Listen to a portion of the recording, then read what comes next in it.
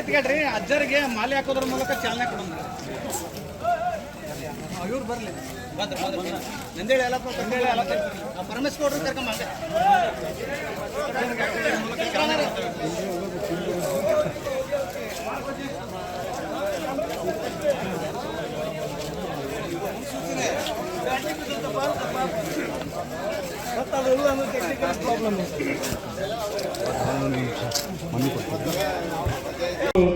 ಇವತ್ತು ಮೀಟಿಂಗಿಗೆ ಬರೋಕ್ಕಾಗಲ್ಲ ಅಂತ ಹೇಳಿ ಸುಮ್ಮನೆ ಇಲಾಖೆಯವ್ರಿಗೆ ಒಂದು ಲೆಟರ್ ಕೊಟ್ಟು ಆ ಇಲಾಖೆಯವ್ರು ನಿಮಗೆ ಒಂದು ಚೌಕಾಸ ನೋಟಿಸ್ ಕೊಟ್ಟು ಅವ್ರು ಪಾಪ ಅವ್ರ ಇಲಾಖೆ ಹೇಳಿದ್ದಾರೆ ಈಗ ದಾವಣಗೆರೆ ಚುನಾವಣೆ ಇರೋದ್ರಿಂದ ಕೊಡೋಕ್ಕಾಗಲ್ಲ, ತಾವು ಸೂಕ್ತ ಸಮಯ ನೋಡಿ ಮೊದಲು ಇಲ್ಲಿ ನಮ್ಮ ಪ್ರತಿಭಟನೆಯನ್ನು ವ್ಯಕ್ತಪಡಿಸ್ತಾರೆ ಅಂದಾಗ ಇಲಾಖೆಯವರು ಸಮಾಜದವ್ರಿಗಾಗಲಿ ಪ್ರಶ್ನೆಯವ್ರಿಗಾಗಲಿ ಯಾರಿಗೂ ಏನು ಯಾರಿಗೂ ಬರಬೇಡ್ರಿ ಅಂತಲೂ ಹೇಳಿಲ್ಲ, ಯಾಕೆ ಬಂದಿಲ್ಲ ಅಂತಲೂ ಕೇಳಿದ್ರು. ಸುಮ್ಮನೆ ನಾವೆಲ್ಲ ಮಾಡೋದನ್ನ ವಿಡಿಯೋ ಮಾಡ್ಕೊಂಡು ಅವ್ರು ಪಂಚಮಶಾಲೆ ಜೈ ಪಂಚಮಶಾಲೆ ಜೈ ಪಂಚಮಶಾಲೆ ಲೆಕ್ಕ ಕೊಡಿ ಲೆಕ್ಕ ಕೊಡಿ ಲೆಕ್ಕ ಕೊಡಿ ಲೆಕ್ಕ ಕೊಡಿ ಲೆಕ್ಕ ಕೊಡಿ ಲೆಕ್ಕ ಕೊಡಿ ಜೈ ಪಂಚಮಶಾಲೆ ಹರ ಹರ ಹರ ಹರ ಹರ ಹರ ಹರ ಹರ ದಯಮಾಡಿ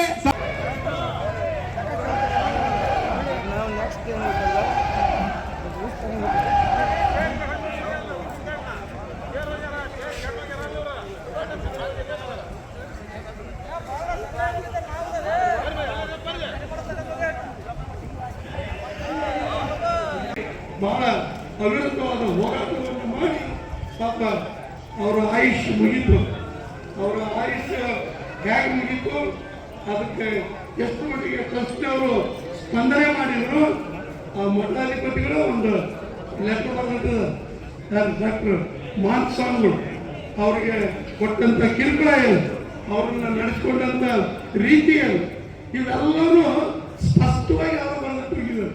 ಈಗ ಅವರಂತೂ ಬಂದು ಹೇಳೋಕ್ಕಿಲ್ಲ, ಅವ್ರು ಬರ್ತಿರ್ತಕ್ಕಂಥ ಪ್ರತಿಗಳು ನಾವು ಮಾತಾಡ್ತಾರೆ ತಾವೆಲ್ಲರೂ. ಆಮೇಲೆ ನಮ್ಮ ಮುಖಂಡರುಗಳು ಅದನ್ನ ಎಲ್ಲರ ಗಮನಕ್ಕೂ ತಂತಾರೆ. ಸರಿಯಾದ ತಪ್ಪಾದನ್ನ ನೀವೇ ಪರಿಶೀಲನೆ ಮಾಡಿ. ಅಲ್ಲಿ ಇಲ್ಲಿ ನಡೀತೈತಿ ಅವ್ಯವಹಾರ, ಇಲ್ಲಿ ನಡೀತೈತಿ ಒನ್ ಮ್ಯಾನ್ ಶೋ.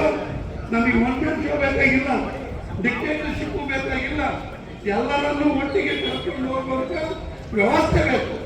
ಆ ವ್ಯವಸ್ಥೆ ಸಲುವಾಗಿನೇ ಇಷ್ಟೆಲ್ಲ ಜನ ಇವತ್ತು ಅನಿವಾರ್ಯವಾಗಿ ಸೇರಿ ಮಠದ ವ್ಯವಸ್ಥೆಯಿಂದ ಮುಮ್ಮಣ್ಣು ದೂರಿದ್ರೆ ಮಠ ಚೆನ್ನಾಗಿ ಬೆಳಿತೈತಿ ಅನ್ನೋ ಅಭಿಪ್ರಾಯ ಬಹಳ ಜನರ ಮನಸ್ಸಿಗೆಲ್ಲ ಬಂದ್ಬಿಟ್ಟது.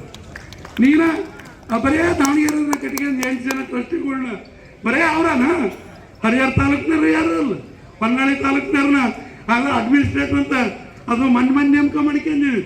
ರಾಣೆಬೆನ್ನೂರವ್ರು ಯಾರು ಅಲ್ಲ, ರಾಣೆಬೆನ್ನೂರ ರಾಜಣ್ಣನ ಸುಮ್ಮನೆ ಹಂಗ ಗೌರವ ಸಲಹೆಗಾರ ಅಂತ, ಇನ್ನೊಬ್ಬರು ಯಾರನ್ನ ಹಂಗ ಗೌರವ ಕಾರ್ಯಾಧ್ಯಕ್ಷರು ಅಂತ ತಗೊಂಡು ರಿಕಾರ್ಡ್ನಾಗ ತೋರ್ಸಕ್ಕ ಯಾರಿಗೆ ಬರೋದಲ್ಲಪ್ಪ.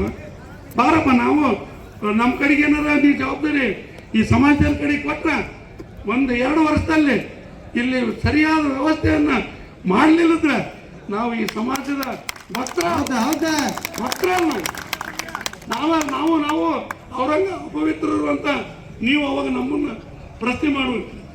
ಇಲ್ಲಿ ಬೇಕಾಗಿರೋದು ಪಾರದರ್ಶಕವಾಗಿ ಪ್ರಾಮಾಣಿಕವಾಗಿ ಬಂದಂತ ದೇಣಿಗೆಯ ಹಣವನ್ನ ಸದುಪಯೋಗ ಪಡಿಸಿಕೊಂಡು ಸಮಾಜದ ಮಕ್ಕಳಿಗೆ, ಸಮಾಜದ ಉದ್ಯೋಗ ಇಲ್ಲದವರಿಗೆ, ಸಮಾಜದಲ್ಲಿ ಯಾವುದಾದ್ರೂ ಒಂದು ಉದ್ಯೋಗ ಸಿಗ್ತದೆ ಅಂದ್ರೆ ಅವನಿಗೆ ಕೆಲಸ ಕೊಡೋದ್ರ ಮುಖ್ಯನ ಇವತ್ತು ಅಂತ ಕೆಲಸ ಮಾಡಿ. ಅದಕ್ಕೆ ಬೇಕಾಗಿರೋದು ಮಠ. ಬರೇ ಒಂದು 10-15 ಎಕರೆ ಆ KID ಬೇರಿಂದ ಸ್ಯಾಂಕ್ಷನ್ ಮಾಡಿಸ್ಕೊಂಡು ಯಾರು ಇವ್ರು ದುಡ್ಡು ಹಾಕಿರೋರು ಯಾರಲ್ಲ ತೋರ್ತಾರಂತ ಕೇಳ್ರಿ. ಉಮಾಪತಿ ಓಟ್ ಗಂಟೆ ಹಾಕಿದಾರಂತ ಅವ್ರ ಮನೆಯಾಗ ಅವ್ರ ಕುಟುಂಬದವ್ರ ಮೊನ್ನೆ ಡಿವೈಡ್ ಆದ್ರಂತ. ಅವ್ರು ಕೊಡಬೇಕು, ವ್ಯವಸ್ಥೆ ಸರಿದಾರಿ ತಿಳ್ಕೊಂಡು ಮತ್ತೆ ಮುಂದೆ ಉತ್ತರೋತ್ತರವಾಗಿ ಮಠ ಬೆಳಿಬೇಕು ಅನ್ನೋ ಅಭಿಲಾಷೆ ಭಕ್ತರಿಗಂತೂ ಐತಿ. ನೀವು ಟ್ರಸ್ಟಿಗಳಿಗೆ ನಿಮ್ಮ ಆತ್ಮ ನೀವು ಕೇಳ್ಕೊಂಡು ನೀವು ಪ್ರಶ್ನೆ ಮಾಡ್ಕೊಂಡು ನಾವು ಇಡ್ತಕ್ಕಂಥ ಇತ್ತು ಅದನ್ನ ನಿಮ್ಮ ಆತ್ಮಾವಲೋಕನ ನೀವು ಮಾಡ್ಕೊಂಡು ನಿಮ್ಮಲ್ಲಿ ಪ್ರತಿಯೊಬ್ಬರಿಗೂ ಒಂದು ಒಳ ಮನಸ್ಸನ್ನು ಇರ್ತದೆ. ನಿಮ್ಮ ಮನಸ್ಸು ನೀವೇ ಕೇಳ್ಕೊಳ್ಳಿ. ನಾನೇನು ಇದರಿಂದ ತಗೊಂಡೋಗಿ ಏನಾರ ಮಾಡಿದಾರೋ ಏನು ಹಂಗೆ ಬಿಟ್ಟು ಹೋಗ್ಬಿಟ್ರು ಅವರು. ಜನ್ಮ ಕೊಟ್ಟು ಹಾಲು ಕುಡಿದೆ, ಅದನ್ನು ಮಾಡಿದೆ, ಇದನ್ನು ಮಾಡಿದೆ ಅಂತ ಒಳಗೆ ಹೊಕ್ಕಂಡು ಮೇಯಕ್ಕೆ ಹಚ್ಚಿಬಿಟ್ರು. ಈ ವ್ಯವಸ್ಥೆ ಎಲ್ಲಿ ತನಕ ನೋಡ್ಕೊಂಡು ನಾವು ಸುಮ್ಮನೆ ಇರ್ಬೇಕು? ಇದು ಸರಿನಾ? ಇದನ್ನ ಪ್ರಶ್ನೆ ಮಾಡಿದ್ರೆ ತಪ್ಪ. ಇದನ್ನ ಪ್ರಶ್ನೆ ಮಾಡಕ್ಕೆ ಹೋಗಿ ಡಾಕ್ಟರ್ ರಾಜ್ಕುಮಾರ್ ಮೇಲೆ ಕೈ ಮಾಡಿದ್ರು, ದುಡಿಯೋದು. ಅವ್ರಿಗೇನು ಪಾಪ, ಅವ್ರಿಗೇನು ಕೆಟ್ಟ ಹೋಗೈತಿ. ಅವರು ದಿವಸಕ್ಕೆ 10,000 ಅಲ್ಲ 15,000 ದುಡಿಯೋಂಥ ಶಕ್ತಿನ ಅವ್ರಿಗೆ ಕೊಟ್ಟದ. ಅವರು ಇವತ್ತು ಒಳ್ಳೆ ಆರೋಗ್ಯವನ್ನು ಕೊಡೋದ್ರ ಜೊತೆಗೆ ಸಾಮಾಜಿಕವಾಗಿ, ಧಾರ್ಮಿಕವಾಗಿ ಇಲ್ಲೆಲ್ಲ ಕೆಲಸದಲ್ಲಿ ನಮ್ಮನ್ನು ನಾವು ತೊಡಗಿಸ್ಕೊಂತೀವಿ ಅಂತ ಹೇಳಿ ಬಂದರೆ ಅವ್ರನ್ನ ನೀವು ಎದುರಿಸ್ಕೊಳ್ತೀರಿ ಅಂದ್ರೆ ಇದು ಎಷ್ಟರ ಮಟ್ಟಿಗೆ ಸರಿ? ನೀವು ವಿಚಾರ ಮಾಡ್ಕೊಳ್ಳಿ. ಇದು ಬೇಡ ಅನ್ನೋದಾದರೆ ಒಂದು ದಿವಸ ನಿಗದಿ ಮಾಡಿ, ಪಾರದರ್ಶಕವಾಗಿ ನೀವಿದ್ರೆ ಬಹಿರಂಗವಾಗಿ ಬಂದು ಸಮಾಜದ ಮುಂದೆ ನೀವು ತಪ್ಪು ಒಪ್ಕೊಂತೀರೋ ಬಿಡ್ತೀರೋ ನಮಗಂತೂ ಗೊತ್ತಿಲ್ಲ. ಆದರೆ ಉಮ್ಮಣ್ಣರಿಗೆ ಇನ್ನೊಂದು ಮಾತು ಹೇಳಕ್ಕೆ ನಾನು ಇಷ್ಟಪಡ್ತೀನಿ. ಉಮಾಪತಿ ಯಾವುದೇ ಕಳಂಕ ಇಲ್ಲದವ್ರು ಆಗಿರ್ಬೋದು, ಆದರೆ ನಾನು ಮಾಡೋ ತಪ್ಪನ್ನು ನೋಡ್ತಾ ನೀವು ಕಣ್ಣು ಮುಚ್ಕೊಂಡು ಕೂತ್ಕೊಂಡ್ರೆ ನಾನು ಮಾಡೋ ತಪ್ಪಿನಲ್ಲಿ ನೀವು ಭಾಗಿದಾರ. ಬರೀ ಉಮ್ಮಣ್ಣ ಒಬ್ಬನ ಮಾಡಿದಾನೆ, ಇನ್ನೊಬ್ಬ ಯಾವನ ಮಾಡಿದಾನೆ ಅಂತ ನಾವು ಯಾರ ಮೇಲೂ ಬೆಟ್ಟು ತೋರಿಸೋದಿಲ್ಲ. ನಮಗೆಲ್ಲರಿಗೂ ನಂಬಿಕೆ ಇರೋದು ಉಮಾಪತಿ ಮೇಲೆ. ಉಮಾಪತಿನ ಬಂದು ಯಾಕೆ ಎಲ್ಲ ಸಮಸ್ಯೆನ ಇತ್ಯರ್ಥ ಮಾಡಬಾರ್ದು? ಏನು ವ್ಯಾಪಾರ ಮಾಡೋಕೆ ಇನ್ನೂ ಸಾಕಷ್ಟು ದಿವಸ ಅದಾವು, ಮಾಡ್ಬೋದು. ಇವತ್ತು ಕರೆ ಕೊಟ್ಟಿರೋರು ಅವರು, ಇವತ್ತು ಕರೆ ಕೊಟ್ಟು ಇವತ್ತು ಬಂದಿಲ್ಲ ಅಂದ್ರೆ ಅರ್ಥ ಏನು?